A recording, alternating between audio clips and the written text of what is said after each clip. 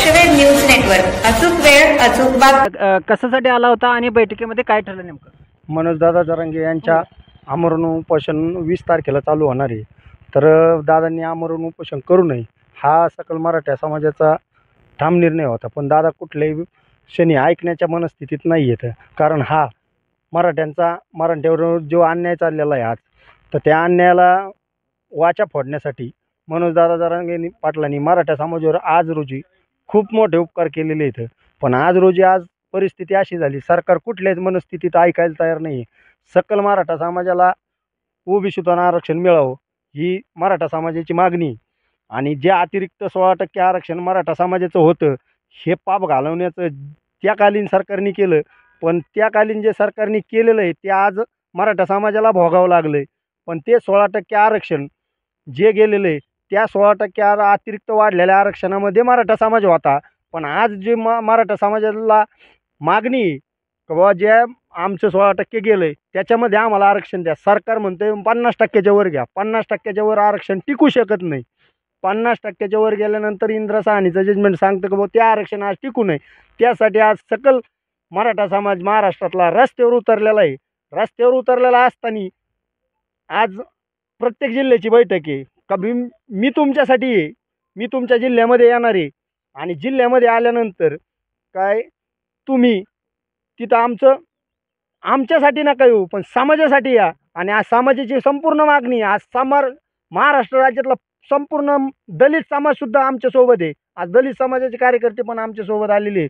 आणि मराठा समाजाला आरक्षण मिळालंच पाहिजे. नाही तर 20 तारखेनंतर रस्त्यावर उतरणार, आम्ही शांततेचं युद्ध करणार.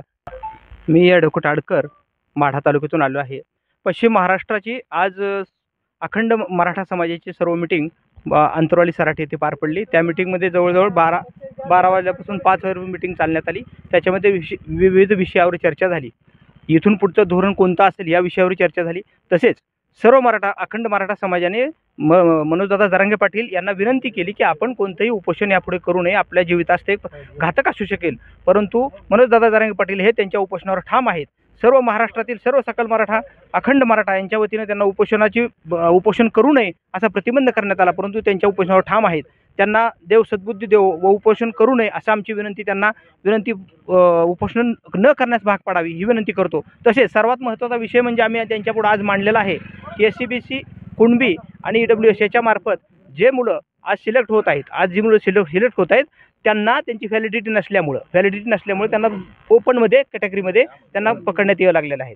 त्यामुळं या सर्व मुलांना एकतर त्याची जात पडताळणी त्वरित आणि लगेच होत नाही आहे. त्यामुळे त्यांना 6 महिन्याची अवधी द्यावा, त्याच्या प्रकारे हमीपत्र किंवा ॲफिडेविट घ्यावं आणि त्या प्रकारे त्यांची अपॉइंटमेंट करावी. अन्यथा महाराष्ट्रातील सर्व म्हणजे बऱ्याचपैकी आपल्या कुणबी SCBC OBC या समाजाच्या मुलांचं नुकसान होणार आहे. हीच गोष्ट पोलीस भरतीत होत आहे. हीच गोष्ट आता होऊ लागलेल्या नीटच्या एक्झाममधून जी मेडिकलचे ॲडमिशन आहेत, इंजिनिअरिंगचे ॲडमिशन आहेत यामध्ये होत आहे. त्यामुळे हा विषय सर्वात महत्त्वाचा असल्यामुळे त्यांनी आज पत्रकार परिषद घेऊन ते पुढं विषद करणार आहे असंही सांगितलं. बैठकीत आणि पश्चिम महाराष्ट्राचा दौरा कधीपासून आहे? पश्चिम महाराष्ट्राचा दौरा हा 7 ऑगस्टपासून सुरुवात होईल.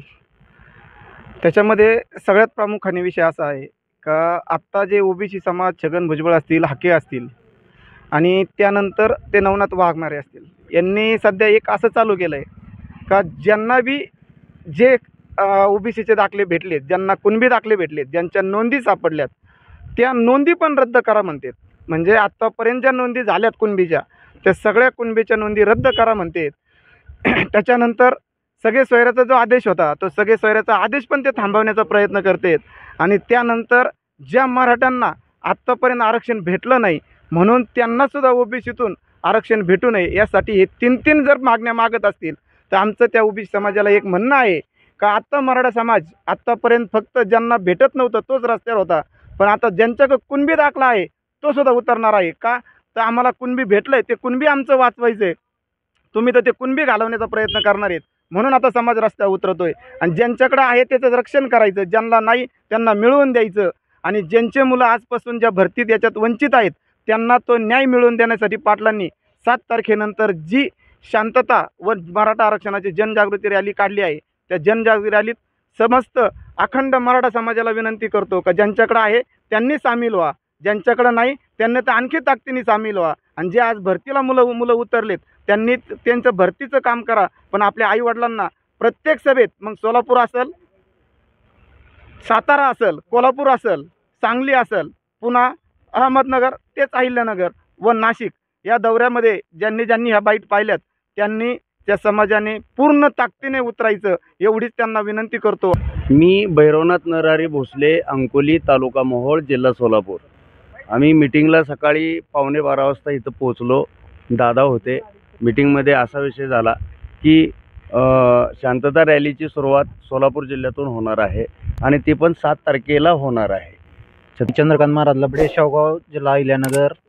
आम्ही अहिल्यानगरचे जवळपास समन्वयक आलो होतो. तर आता या पश्चिम महाराष्ट्राची जी बैठक हे झाली, 7 जिल्हे सर्व उपस्थित होते. जरांगे पाटलांनी आम्हाला ऊर्जा दिली. आपलं आता आम्ही प्रत्येक गावगाव जाऊन बैठका घेणार. जसे आत्तापर्यंत रूट वगैरे ठरला नाही, रूट आणि वेळ वगैरे सांगणार. आम्ही गावगाव जाऊन बैठक घेऊन पूर्ण ताकदीने यावेळेस मराठा समाज जेव्हा 2016ला जसा ताकदीने मराठा समाज रस्त्यावर उतरला होता त्याच अनुषंगाने यावेळेस मी रस्त्यावर उतरून एक क्रांती करणार आहोत आणि आरक्षण घेतल्याशिवाय आता सरकारला सुट्टी नाही. आणि पाहतोय की सदर मराठा बांधवांना अगदी मनोज जरांगे पाटलांची स्टाईलच केलेली आहे.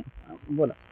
आम्ही अहमदनगर, अहिल्यादेवी नगर जिल्हा, शेवगाव तालुका येथून सकल मराठा समाज याच्यासाठी आरक्षणच्या मुद्द्यासाठी इथं दर प्रत्येक वेळेला इथे येतो. परंतु सरकार कोणत्याही टायमाला हे आरक्षणचा मुद्दा पुढे नेत नाही, फक्त आरक्षण मोडीस आणतो.